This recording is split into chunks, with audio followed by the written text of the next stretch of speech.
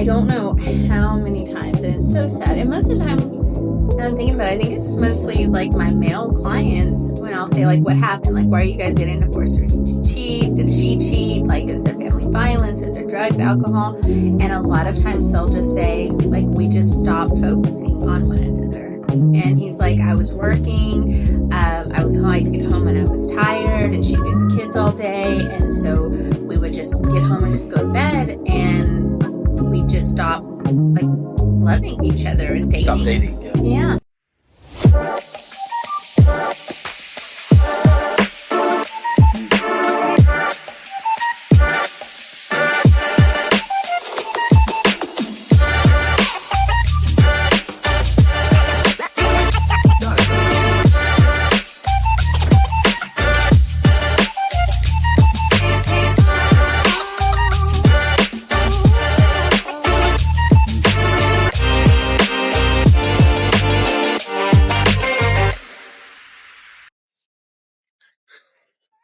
I think you got this, Floyd. You're gonna be okay.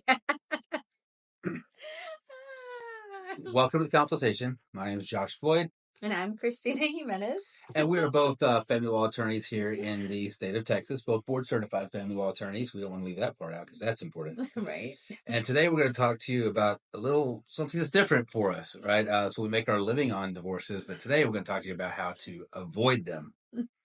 And Floyd is very excited about this Not topic. so excited. Very excited. We're going to make sure that it gets sent directly to his wife. This is going to be terrible. But no, so as Floyd stated, we've been doing this now. I've been doing it for 17 years. You've been doing it for 12 years. 13 years? 13 years. 13 years.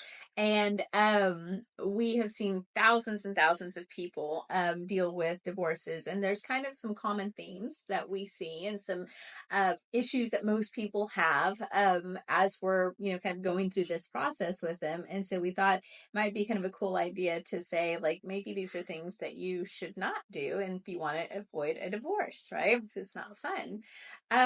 So the first one, number one, Mr. Floyd, is this your most favorite thing? Probably. It's communication. Having open and honest communication with your spouse. Yeah, so I'll have to go with my wife on this one. She will tell me how I need to do this. Do you want me to talk? Yeah, if you don't mind talking about this, would be great. I've got nothing. Okay, so here's the thing. So I will tell people that I have been married to my husband for 17 years, and he and I have been in therapy for 17 years. And the thing that I will tell you is what we have learned is how to communicate with one another, right?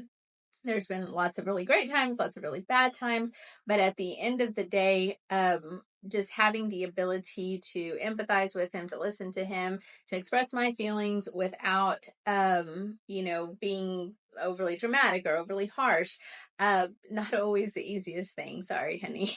but I've learned valuable tools, right? I will tell you that therapy is very, very difficult. Very difficult, and you're going to have to rip off a bunch of scabs as you're doing it, because you're going to come to the table with your childhood traumas and he's going to have his, and you have to kind of talk through those particular issues in order for you guys to come together. But what I will tell you is either you're going to be doing therapy during your marriage, or you're going to be doing therapy like during your divorce and after your divorce, because either way there's trauma that's going to have to be unfolded.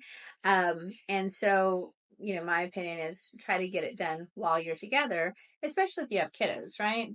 Yeah. I guess. So what do you think about communication?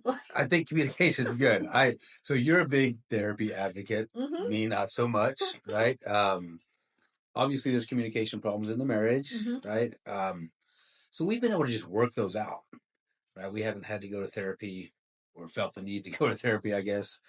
We don't talk to thing. We communicate about our communication. That's good.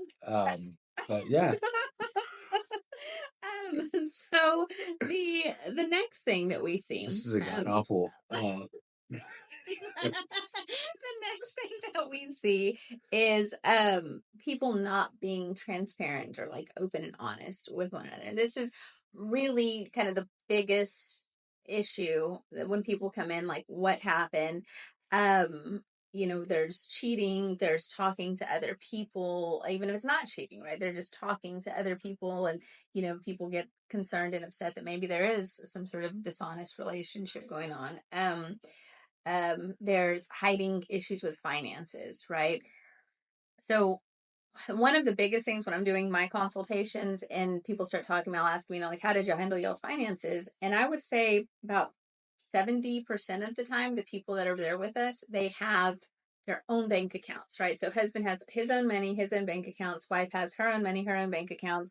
They have independent credit cards that the other people don't have access to.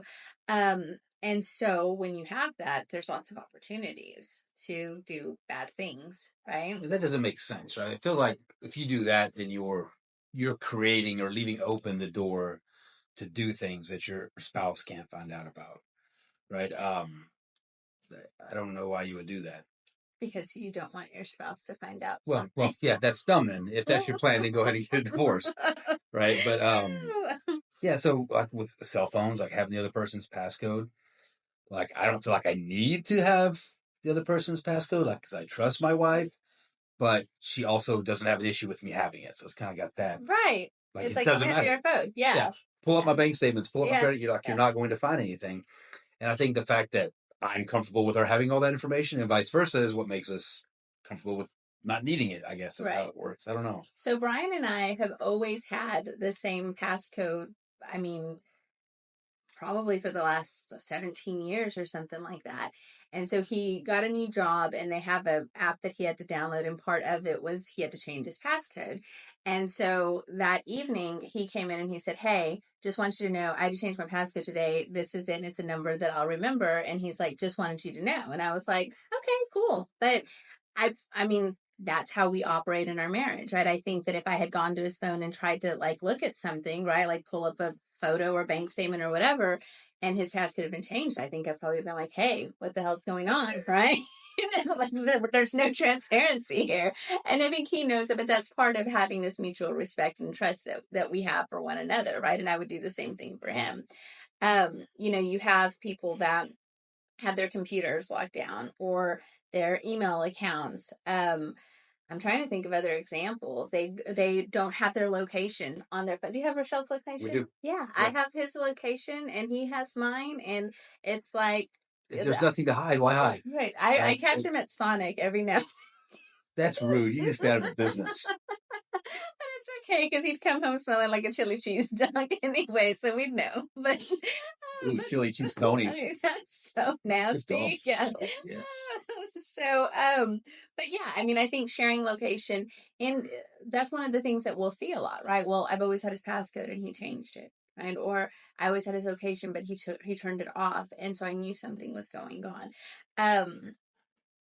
The only problem with that is you can't really surprise them, right? If you're going to go do something that you don't want them to know about, like for a birthday or anniversary, or you buy something, right? They see where you are. Like, right. Oh, you're here. Okay, you must be doing X. Yeah. Well, that sucks. It does suck. And then if you turn it off, you're going to get a text. Why'd you turn off Live 360? Well, that kind of sucks, but I think it's part of building that trust. So, we were talking to one of our clients. Oh, God. What is it called? T.com? I'm not putting that out there. I think it's called T.com. I'm not putting it out there. I don't recommend it. I think it's a disaster for relationships. Oh, yes. Floyd and Xavier were none too pleased about this because it's basically an app for women where you can go in and you can research other men. Xavier's shaking his head at me right now. But a lot of times when you're entering relationships, there's those issues, right? Because they weren't in transparent relationships. They didn't have trust in their marriage. And so they want to know, inquiring minds. Yeah, so this is probably why the divorce rate is going up and up and up, right? Because nobody trusts anybody. And it's apps like this that create that mistrust. And we were talking about before we got on, right? It's not that I'm doing anything that I shouldn't be doing. My picture's not going to be on TV unless my wife put it there. But I think you'd have a red flag for does it know how to communicate. I don't need you giving my wife any help. Okay? But it's when women get on this and they start reading about all this drama and these guys are doing ABC, right? It starts to raise their suspicion. And then it puts them in a situation where like, well, is my husband doing this? Then they start investigating. Then you lose trust. And then the guy's like, what the hell are you looking through my phone for? If you don't need to be looking through my phone, it's just. But wait, we were just talking about transparency and like that they should be able to look through your phone. She can't. Like, you fine, look through my phone, but the fact that you feel the need to, right, is a problem. I feel like that's kind of gaslighting a little bit. No, it's not gaslighting. So absolutely you don't think that it's important, or that not important, that it's normal for people to get insecure in their relationships? No, I don't. I can't say it. I was going to say a phrase, but you're nuts. There's no way that that's not true. I think every single spouse has, in any marriage, at some point has been insecure about something. And I would be lying if I said I didn't go through my husband's phone sometimes, because I do, because I think it's normal to be insecure. I don't think so. So I think that maybe there are times of insecurity or whatever, and you talk to a spouse about it and you get the reassurance and all that, but you don't have to like just randomly go through phones and, oh, I wonder who he's texting. Like, no, I trust him not to be texting other folks until you have a reason not to trust him, like this damn app. Well, I mean, the app doesn't necessarily mean that. Well, and I don't know. I guess it does. It creates shit. It creates drama.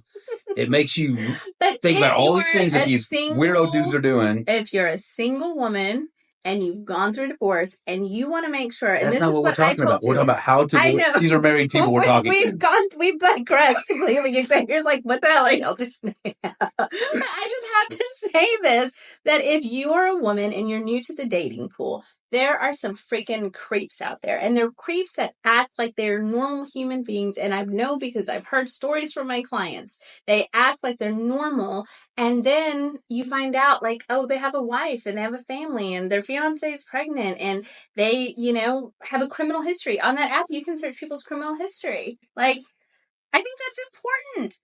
I thank the Lord, and please don't, I hope I am never have to date ever again for the rest of my life. It sounds pretty freaking not fun at all. Terrible.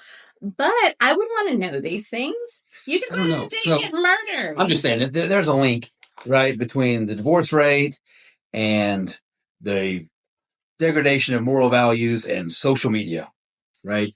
And when you start putting blasting everybody's got skeletons, right? Nobody wants all their shit out on social media. I mean, if all of my skeletons were on this app, I probably would have never met my wife. I think she already knew about she did, but yeah, we're like in elementary school together. So that's true, but and she loves you anyway. So good job, Rochelle. But you don't want all this crap out there. Everybody's done things that they don't want on social media. Why put it out there? That's, like Xavier said, invasion of privacy. Yeah. Like, let my past be my past. Figure it out the old school way. Yeah, you can never get divorced. No, ever. No. That's what you would die alone. Okay, so back to married people. And I know, sorry. So if you're married, be transparent with your spouse. I honestly do think that it's healthy. I personally think that in most marriages, there's going to be some level of insecurity. There's going to be times when you need to be reassured, and perhaps it's just by virtue of having a conversation. Perhaps you have to, do some extra work to make yourself feel better. But as long as your spouse understands, like, hey, you're just kind of going through it, and here you go, and I love you, and I'm here for you. I think that's all we can really do, right? It's never going to be perfect. And I will say that I feel like Brian and I are like a little bit more like spicy. Like we get we're a little bit different. Like you and Rochelle are very like vanilla. we're very spicy. And so, but I think we have a good marriage. I love my husband very much. So the next one is focus on being the best version of yourself. And when I put this on the list, Floyd said, what the hell does that even mean? Verbatim is what I said. So what does it mean, Floyd? Well, I don't know. From what you said, it means don't become fat, ugly guy and let yourself go because you're married. Because I guess people have a tendency of just getting fat and ugly when they're married. And then whenever they get divorced, now all of a sudden they start working out and all that crap, right? And so I guess that's what it means. And then she said, I needed to hear this. So I don't know what the implication was, but. And so here, honestly, Blackest fitting. I should have worn that for this episode. So honestly, I really do think that it's important, especially if you've been in a marriage for a very, very long time. So Brian and I have been married to like several different versions of one another, right? And so I'm How many not the same. personalities do you have? I have a lot. Oh Lord. But I've heard him tell it, but never heard you admit it. But I'm not the same person that I was, 15 years ago, and I'm not going to be the same person 15 years from now. And the hope is that I'm constantly growing and evolving and becoming the best version of myself in each one of those eras, right? And so I think that a lot of times married couples, they get bored, they get tired, they get complacent, and they don't want to like try anymore, and it kind of blends into the next one, but they're not focused on evolving. No, you don't see that? So yes, but I think you're talking about more about like the individual, but I think it's more about evolving as a couple, right? Well, that goes into the next one. So should we just blend the next one? So the fourth one is focusing on one another, and I think that kind of goes like hand in hand. But you can't. Oh, well, go ahead. But like when you're talking about transitioning, right? You transition as a couple. Like my wife and I's relationship now isn't the same as it was before we had 3 kids and all that stuff, right? Wait, so they don't know how long you've been married. How long have you I've been married for 9 years. You've been married. You have to think about it. No, I do right off the top of my head because my anniversary's coming up. Very good. 9 years. Good job. Okay. So yeah, we've been married for 9 years. We've been together for 13 years. But yeah, so our relationship has evolved. I wouldn't say it improved, I think, but I think it improves. I mean, some people may not think it improved. I don't know, but it's different, I guess, than what it was in the past. And I think, like I say, you get complacent in things. You have to do different things. Like we've taken up scuba diving and things like that. And so kind of figured out ways to get together and kind of evolve our relationship with kids and all that stuff. So I think it's, I guess, important personally, right, to evolve and be better, right, to constantly have goals and thrive for different things, but also as a couple to transition together. Yeah, no, I agree. But that's the thing, and this is why I say that it's so important that you focus on on yourself first and being the best version of yourself before you can bring that into your marriage, right? And so it took Rochelle making an active, that's his wife's name, by the way. So making an active decision of, hey, I'm going to take these scuba classes. I'm going to go out and buy the equipment and I'm going to do the work in order to become certified. And then you also, as an individual, saying, hey, I want to do this and I think that this would be fun. And then what you do is you bring that together and it helps your bond and it helps your marriage, right? But there's so many times when I'll have people that will say, I want to go and I want to learn how to salsa dance. And I've been begging my husband to teach me, to go with me to these dancing classes, but he doesn't want to. He just wants to sit on the couch and he just wants to watch, ESPN. And so I'm going to go to the salsa. Why are you laughing at me, Xavier? I mean, ESPN's great, but home? No, not. Okay. I'm thinking of a client, but it's not me. No, my husband is the one who signed us up for dancing classes, and so, but no, he won't go, and so she's upset. She wants to have that activity and she wants to get out of the house. And so I think that that's fair. And I think that he should be doing something, right? Like to better himself. And then hopefully they can bring that together. Okay. So, and that kind of goes to point number 4, which is, focusing on one another. And date nights and like just having that quality time. I don't know how many times, and it's so sad. And most of the time, and I'm thinking about it, I think it's mostly like my male clients when I'll say, like, what happened? Like, why are you guys getting divorced? Are you to cheat? Did she cheat? Like, is there family violence? Are there drugs, alcohol? And a lot of times they'll just say, like, we just stopped focusing on one another. And he's like, I was working. I was home. I'd get home and I was tired, and she'd be with the kids all day. And so we would just get home and just go to bed. And we just stopped like loving each other and dating. Stop dating. Yeah. Yeah. And so we have date night once a week.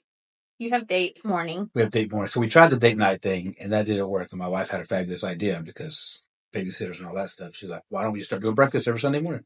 So that's what we do. We go to breakfast every Sunday morning. Yeah. And God forbid if I miss one or try to schedule something.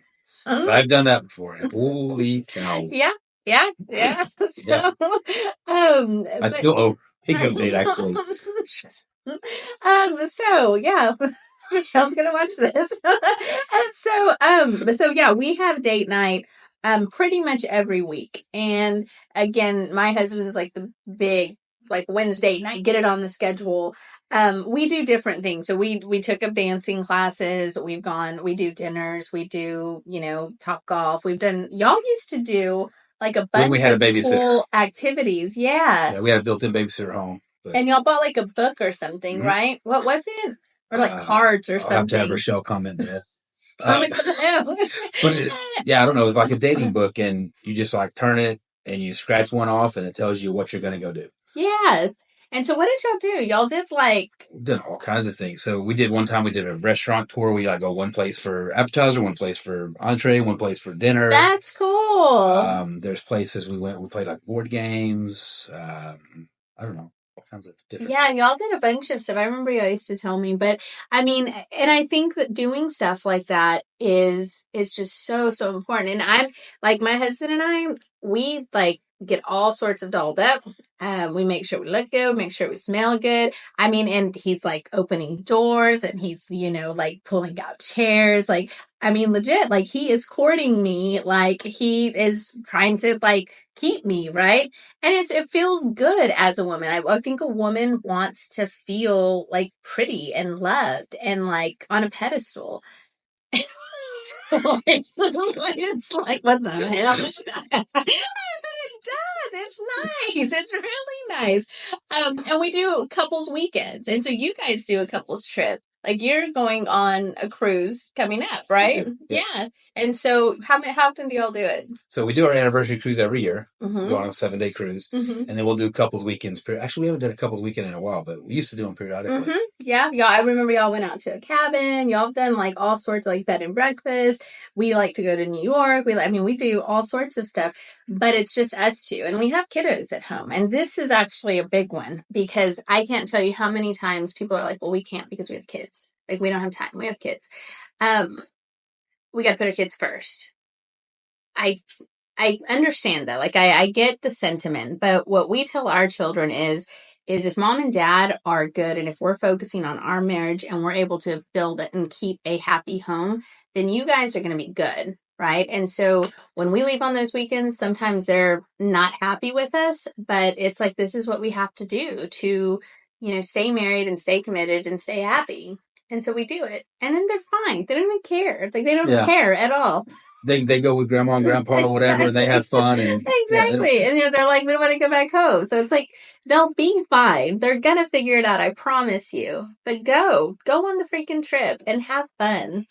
Because guess what? If you get a divorce, you're going to have to do that crap with someone else, right? And it's not going to be somebody that you love and you're connected to, and you're going to have to rebuild all that stuff. This dating app, and it's going to be terrible. T.com. You don't want to deal with all of that. Yeah. So, what else? What else about date night and focusing on each other? I don't know. I feel like that's it. I think we beat that. So the land one. The land one? The last one. I think it goes without saying, but we still got to say it. And that's having respect for one another. And that means boundaries. That means like finances. That means raising children. We see that a lot where, dad has a certain parenting style and mom has one, and there's like no middle ground on those issues. Right? Yep. No, I agree. You have nothing to say, do you? It's important that you parent together, right? And that you support the other one. And if you don't agree with something that they did, that conversation takes place behind closed doors, right? Not in front of the kids, because then it just devalues the children's respect for that parent. So, but yeah. And then they start pitting you against one another, and then you have all sorts of freaking issues there. And that was something that we had to actually discuss quite a bit in therapy, because I have a certain style and Brian has a certain style. And yours is god awful. But we had to find like this happy compromise, right? And so, but that came from respect, because if I didn't respect him as a father, if I didn't respect him as a man, then I wouldn't value his opinion and I wouldn't want to come over to his side, right? And so, and the same for him coming to me. The other thing is finances, like respecting each other in your finances. Um, we have a client, they were married, I don't even know, like 20 something years or something. And the wife was a big spender and he was a saver, and he tried and tried and tried. And I guess because they were getting closer to retirement age and he was worried about like, how are we going to do this? He was just like, I can't keep living like this. I'm done, because she won't respect my, don't spend this, don't buy that. We got to save. She just kept doing her own thing, and it ended up that they got a divorce because of it, which is crazy. Sad. Yeah, there's typically a spender in the divorces. Yeah. I was on the phone with one this morning about that. We just going through money. Yeah. And you can't, I mean, you got to have respect for the other spouse, so you can't do that. And then obviously having boundaries with others. And that means like, talking to other people, having affairs, etc. Like, that happens quite a bit. In all the things that we do. Unfortunately, I see it like way more often than what I would like. But it always starts off with maybe just something casual, right? And I think that if people are very upfront in like setting those boundaries to begin with, because they respect their spouse, then it never goes down that path, right? And so, and if it's not something you can do in front of your spouse, then you shouldn't be doing it. Right. Right. I mean, right. If I'm texting a coworker, I don't care if my wife is sitting beside me, right? Because there's nothing I'm going to say or no relationship that I'm desiring. Right. Right. So it doesn't bother me. Right. But if you feel like you can't text in front of your wife, don't be texting. Right. So I feel like those are some pretty good tips on how to avoid a divorce. Yeah, I think we beat this up. Yeah. You did good, Floyd. I'm proud of you. Thanks. We'll see how this goes when my wife watches it. I feel like we're going to have a conversation about communication. Yeah, she's going to call me. We're going to have a good laugh about this. I'm blocking you. So, as always, anything that we discuss on this podcast, it's not meant to be considered as legal advice. Or marital advice or counseling advice. Right? We're not counselors. Like, don't listen to us. This is from our personal experience. And then also things that we've seen. I tell people all the time that the divorce process, I would not wish on my worst enemy. Like, I just wouldn't, because it is going to push you to your limits when it comes to your spirituality, your mental health, your just everything, your finances. It is a terrible process. And even if it's a simple divorce, it will still try you. And so if you can avoid it, do it. Do all of these things so that hopefully you never have to call us, right? Because we don't want that. Although we practice divorce and we try to help you guys get through it as quickly and as simply as we possibly can, we don't want this for anyone, right? So don't take it as legal advice. If you find yourself in a position where you might have to go through this process, reach out to a local attorney, someone that you feel comfortable with and someone that you trust. And then also, if you can make sure to follow us on all the social media apps. We have TikTok and Instagram and Facebook and all the places. And thank you for watching.